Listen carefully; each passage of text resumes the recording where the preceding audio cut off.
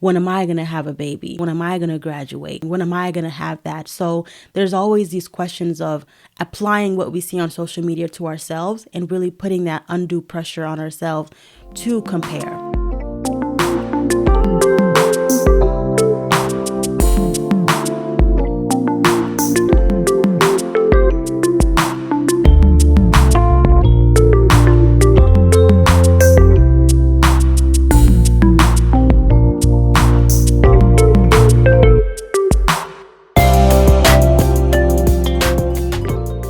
What's up, everybody, and welcome back to the Jeune Maman podcast, where we talk about all things pregnancy, postpartum, motherhood, tips and tricks, and more from a Senegalese American perspective. I'm your host, Aissatou Gissé, and today's episode is going to be about the impact of social media and how it can really have us believing that we have to have our lives together at all times. A question that I've gotten a lot lately is how I'm able to manage everything when it comes to being a mom, working full-time, having a toddler, and all my side projects.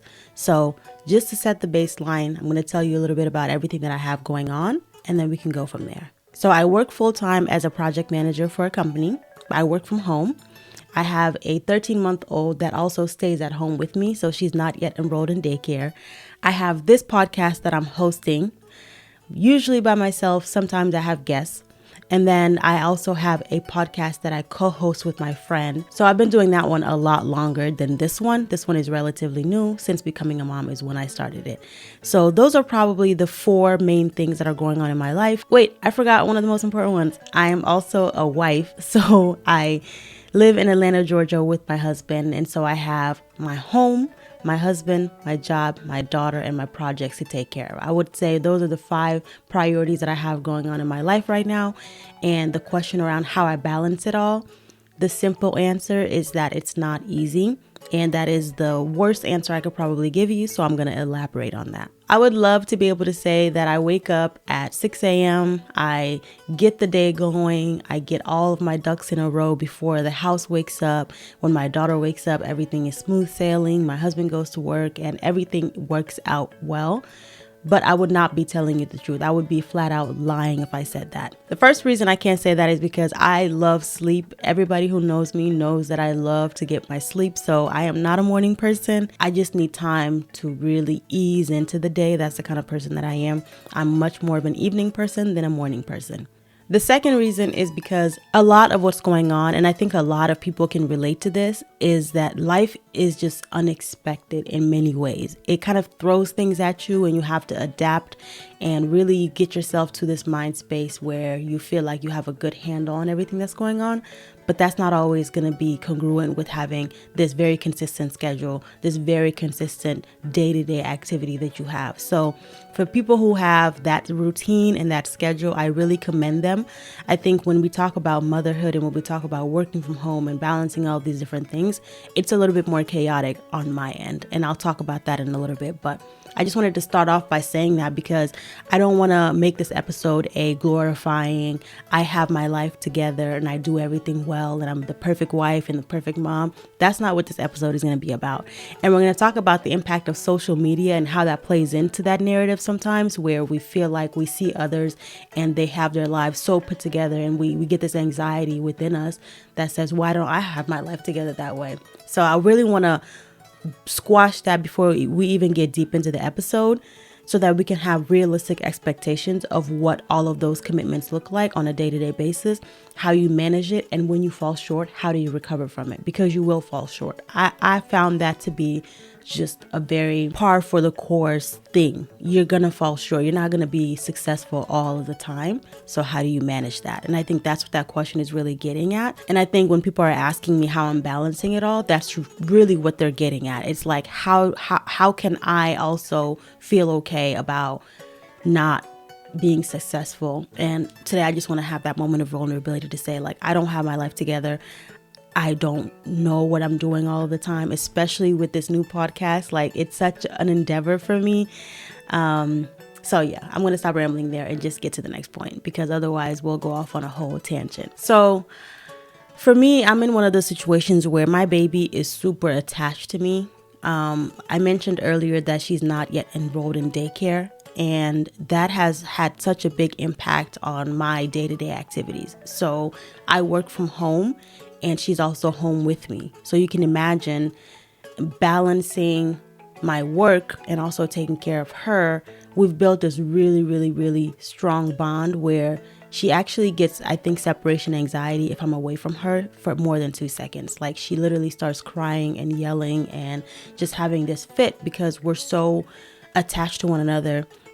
Maybe I shouldn't put all the blame on her saying she's just attached to me. We're both attached to one another to the point where, I mean, we do everything together. I spend all day with her. So it's been like that for over a year, and it's hard to break that cycle. I'm trying to get her enrolled in daycare. Have to wait a little bit until she's able to independently walk. But you can imagine when you spend every single day with someone, pretty much every single day. I don't think I've spent more than like 2-3 days away from her. I had a work trip once, but other than that, we've spent every single day together. We co-sleep. So she's just very used to me and I'm very used to her. So it's really hard for me to balance my day. Like, realistically, what it looks like is I have to plan to get her to try to take a nap if I have a really important meeting that's coming up. Otherwise, she's going to be in that meeting with me. And I've kind of set the expectation with my coworkers like, hey, I have my daughter at home with me. Luckily, they're very understanding and they love her. Sometimes I'll, flash my camera on and they'll say hi to her. But otherwise, like, she's part of my work day. It's not that I have my work day here and I have her here. Like, no, we work together. She is an employee of the company that I work for as well at this point. But in terms of trying to balance everything, I'm understanding of the fact that I do have to get her socialized with other kids. So like I mentioned, just waiting for her to be able to walk so she can get into daycare, even if it's just a couple of days a week, that will help her from a socialization perspective. But it will also help me to free up some time during the day where I'm not 100% dedicated to just playing with her and entertaining her and sitting with her and all of these things. So hopefully I can get that incorporated into our schedule in the next couple of weeks or months, and that will free up some more time to tend to other priorities that I have as well. In terms of recording for either this podcast or the other one that I have with my friend, by the way, it's called Joko, Joko. I've been co-hosting it with my friend for 4 years now, coming up on 4 years, and we absolutely love it. We always talk about how we wish we could do it full time. We wish we had more time to dedicate to it because it truly is one of those times when we're able to sit down and reflect on a lot of things. On this podcast, we talk about motherhood and all things related to motherhood from the Senegalese American perspective. But in that podcast, it's much more broad. We talk about all topics, any and all topics from the Senegalese American perspective. And it's really nice to have someone to kind of go back and forth with. But that also means finding the time is a lot more challenging because she also works, I work. So just trying to balance our schedules and find the time and being flexible with one another, it's a challenge. So when you layer that on top of this podcast now here, it's not easy. Like, I don't know how to describe it, except I just have to try to find the time and capitalize on certain moments. So for example, if I'm home and my daughter is taking a nap, and sometimes I can tell when her naps are going to be a little longer than others. If I know she's going to be in for like a 2-hour nap, I try to hurry up and get something done. So I don't know. It's hard. That's all I can say, because it's like when she's napping, I can either hurry up and cook dinner or hurry up and record. I can hurry up and clean up or hurry up and cook dinner. Like, there's just always something to be done within the house. And so it's really hard to balance all of that. And I'm going to talk at the very end some tactical tips that I've taken. But it's not easy, and everybody has to kind of find the solution that works for them. So I'm going to shift gears a little bit and talk a little bit about social media and the impact that it has on us. Social media is one of those things where we see just so many accomplishments and we see so many success moments that it really plants these seeds of doubt, in my opinion, that make us question whether we're on the right path, whether we're moving fast enough, whether we're successful, and really makes us compare ourselves to other people. And like, we've known about this. We've talked about it before. Like, it's not, cat's out the bag. Everybody knows social media has detrimental side effects. But I think in this day and age, it's even like it just keeps going up and up and up, more prevalent, more relevant. And we have to talk about it. When you're scrolling, you're going to see someone, doing a baby announcement, and you start to wonder, when am I going to have a baby? You start seeing someone graduating and you're like, damn, she got her master's. When am I going to graduate? You see someone with the love of their life going on a vacation and you're wondering, when am I going to have that? So there's always these questions of applying what we see on social media to ourselves and really putting that undue pressure on ourselves to compare. It's not healthy. It's not easy. And we all do it. Like, I would be a hypocrite to sit here and say I didn't see people on social media, or I didn't see things on social media that made me question whether I'm doing well in life. But that's something that I'm going to challenge myself and challenge you, the listener and the watcher, to really, really try to get out of that habit. It's like, they say comparison is a thief of joy, and it's so true, because you might be doing something in your life that is very successful, or, even if it's not successful, like, I don't even want to use that word, but you might be doing something in your life that is very fulfilling for you and you feel content with where you're at. The minute you get on social media and you see somebody doing something different, you start wondering, wow, my thing is now less of an accomplishment, because look at this person. They have all this going on and they're doing all of these things. So you start really stealing your own joy. You start comparing yourselves and getting in your own head, and that is only going to set you back when it comes to accomplishing the things that you want to accomplish for yourself. I can't emphasize that enough. For yourself. We do so many things for other people. We do so many things for this external gaze.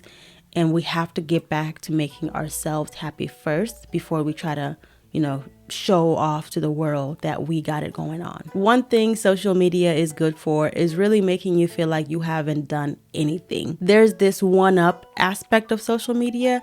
So whether it's the number of followers that someone has, the number of likes that people have, the number of views that people have, it's never ending. And I feel like, especially if you don't have that high self-esteem to begin with, if you get on social media, it's going to knock you down so many notches, and you're going to start comparing yourself, not even just like from a holistic perspective, but down to those metrics, down to they have more followers than me. Wow, their reel went viral. Wow, they did this and they did that. And you really get into this moment of like, am I enough? I know that's happened to me, not to a grave extent to the point where I'm like re-questioning my whole life. But I definitely do get in those moments where, for example, I love doing this podcast, and it's something that I enjoy, but also I feel like it's helpful for people. So, and that's in the most like non-cocky way ever. Like, I am not, when I set out to make this podcast, it was to share my experiences when it comes to pregnancy and all these things, because I didn't feel like the community existed before, and I didn't see it as I must be the one to do it. It just was something that I'm passionate about. Like I mentioned, I've been doing podcasting for 4 years now. So for me, it just made sense to launch this endeavor and really get into it because I have the passion for it. It also is an added bonus when I get messages of people saying, hey, this was so helpful for me. Thank you for doing that. I love listening to the podcast, etc., etc., etc. It's not a boost to my ego. It's just a reinforcement for me that what I'm doing is killing two birds with one stone. I'm, fulfilling my passion of doing something that I love, but other people are also finding use in that. But getting back to what I was talking about, sometimes it can be discouraging when you feel like it's not getting to as many people as you want. So that's those views, those likes that count, those followers. And I really had to get out of my head about that, because the first and foremost reason why I was doing it is because I enjoy it. I can't let that joy be taken away due to the simple fact that it's not getting as much reach as I would like it to. I have to, number one, understand that it is a journey. It's a process. You have to build that community around it and have that organic growth. The other thing is, not everybody is interested in the same thing, and that's okay. Like, I can't expect to have the same reach as someone who's doing makeup videos. I can't expect to have the same reach as someone who's doing workout videos, because everybody is different and everybody has different priorities in life. So depending on what stage in life you're at, that's really what, I don't know how to describe it. I don't know. And I feel like I'm rambling, and I don't want to ramble, but I'm trying to drive this point home that everybody has like their spot within the world today. You can open up a coffee shop and have your customers. You can open up a yoga gym or a yoga studio and have your customers. You can open up a horse riding business and have your people. Like there's something for everyone. The same way that exists from the consumer perspective, that also exists from the people who are putting the content out there, people who are putting themselves out there. You cannot compare your success to somebody else's success. And that's really the point of it all, is it looks different for everyone. So I'm going to clean up the mess that I just made with that word vomit and say, I'm going to say this. Don't let social media dictate your life. Don't let the people that you see on social media, the accomplishments that you see on social media, the trips that people take on social media, don't let those things fool you into thinking that you have to do those same things. Find what makes you happy, do what makes you happy, and stick with what makes you happy. If you are in something for fame, if you're in something for notoriety, if you're in something for money, I mean, eventually it'll fizzle out, because that passion is not going to come through the way that it would if you were doing something that you really, truly loved. And there's a saying in my language that I really like, and that basically means, you keep at something long enough, you're going to reap you're going to reap what you sow. And so I think that's really important when we talk about balancing everything. So going back to the overall topic of this video, balancing everything that you have going on, you have to just stay consistent, keep going, do your best, prioritize. Sometimes certain projects are going to be more important than others. So you just really have to always be thinking about, what do I need to be putting my energy into today, this week, this month, this year? Think about life from that perspective. Try to progress based on your parameters and not what the world is setting out for you. So measure success based on where you were last year and where you are this year versus where somebody else was last year and where they are today. You guys are on two different journeys. You're doing two different things. You're living two different lives. So it's okay to not have exactly what other people have, because the same way you're sitting there looking at someone and wondering, why don't I have what they have? Or I wish I could be doing what they're doing. Somebody is looking at you, wishing that they had your life. It's just a cycle. And in order to balance it, that's just what you have to do, is keep a level head, be realistic, be passionate, and just stick with what you want to do. I did say I was going to give some tactical tips on how I manage my day-to-day. The tactical tips that I want to give, the first one is, I mentioned it in a previous episode. It is a luxury. It is a privilege to be able to do it, but I do outsource sometimes the cleaning of my house. I have someone that comes about monthly to clean, like doing the deep clean. Because day to day I can get to a lot of things, but there's just like that 2-hour cleaning session or that 3-hour cleaning session that I'm not going to be able to have with the baby. Like I mentioned, she's attached to my hip. Like she literally is attached to my hip. And the only reason I'm able to sit here right now and record is because she's sleeping. So I do have that cleaning lady come. Identify those aspects of your life, if you can, where you can outsource. Those are things that you can do to really alleviate stress in some aspects and free up some time for you to focus on other things. So that is something that I do, and it has helped me tremendously to not have to do it myself. So another thing that I do is I really encourage daddy and me time. Whenever my husband is off work, whether he's getting off work that day or it's his off day, I really just try to take a step back and let them have their time without me trying to interject as much. And this is not only good for them to bond and have their fun, but also for me to free up some mental space and some time to do other things as well. So it's really important from a tactical perspective, whether it's, you going out of the house physically and leaving them by themselves, or you going into a different room, or just not butting in the way that we moms tend to do all the time. This next one is so helpful when I'm home alone with her, and that's the botu. So botu, that's it. Or did I say that word? So like botu? No, mbotu. I put her on my back. So basically this just frees up my hands. It allows me to do what I need to do. In those moments that she's being really, really fussy and non-cooperative, I just throw her on my back, and she's usually out within 10 minutes. And that really helps me to get things done without having her just like grabbing at my feet all the time. And the last thing is mandatory mommy me time, mommy alone time, whatever you want to call it. Sometimes I'll go and get my nails done. Sometimes I will like I said, just go into another room. Sometimes I'll take a nap and leave the baby with her father, because I just need to step away. Like I don't want at all for you guys to think you have to be perfect all the time. You have to get it done all the time. Sometimes your body just needs to rest. Take advantage of those moments. Embrace those moments. Don't think that you're failing if you're taking a break from your own child. You're not. Your body needs to rest. Sometimes you need that nap. Sometimes you need that alone time, that hour, 2, 3, 4 that you're just away from them, and really to take care of yourself, because as they say, you cannot pour from an empty cup. That's what I had in terms of tactical tips. I'm sure there are more out there. If you are listening or watching and you have tips that you'd like to share with the community, I definitely encourage you to do that. Drop in the comments and let me know what are some things that you do to balance your day-to-day activities, whether you have kids or not. How are you managing it all? How are you dealing with the stress of social media? For me, I think it just really comes down to not comparing so much, which is easier said than done. But you have to identify what are those triggers. If it's a certain page that's always making you feel like you're not accomplishing anything in life, maybe mute that. There's some features in social media.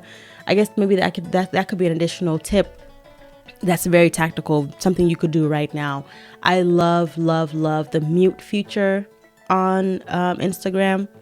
If there's a page that I find triggers me, and it doesn't have to be in a hateful way, but it's like, I don't want to have to get into that comparative space that I was just talking about. So if I don't want to do that and there's a specific page that makes me do that, I might mute or unfollow. I don't want to see anything that's going to cause me stress or cause me to have self-doubt or feel like I just have to get into this space of feeling like I'm not adequate. So utilize the mute feature. Unfollow pages that are making you feel like you're, not successful in life, because you are. You matter, you're important. Don't let anybody take that away from you. It can definitely be the difference between having a good or a bad day. Imagine, you just came off of a meeting with your manager and they praised you for a job well done, and you're feeling like, oh, okay, maybe I got this. And you get on social media and you see somebody announcing that they got a promotion at work, and all of a sudden it starts to diminish what you have going on inside your own head. Like, that's not worth it. So definitely protect your peace, set those boundaries for yourself. Limit your social media consumption. You can still be on social media, but be more responsible about it, because at the end of the day, it really is our responsibility to curate the lives that we want. And what we consume in this digital age is a huge part of that. So that was a lot. Hopefully there were some coherent thoughts throughout this episode. I just really wanted to get on here and share my experience when it comes to balancing all these things, because I do get the question quite a bit, and I never had the perfect answer. I still don't think this is the perfect answer, but it is a start to a conversation that I think is very important for us to be having. I hope that you will share your experiences with me. It's just as helpful for you to say, hey, I really enjoyed this podcast, as for you to come on and say, hey, could you talk about this? Or I didn't really like how you talked about that. So give me the feedback. I really enjoy hearing from you guys. And that's another indicator that I have to latch onto is the private messages. So it may not be a comment that I'm getting publicly on a post that I make or a comment on YouTube, but when I get those messages in my DM saying, hey, this really helped me during my pregnancy, thank you so much. That is just as much, if not more, meaningful to me than these metrics that people are chasing after all the time. That's not to say the metrics wouldn't be nice. I would love for this page to grow and be like 1 million followers one day, or have, 1 million downloads one day. But, we'll get there in due time. But in the meantime, I want to say thank you for listening to this episode. Thank you for being part of this community. And thank you for telling a friend about it. I really appreciate you guys, and I can't say that enough. So thank you. That being said, I will give you a rendezvous for the next episode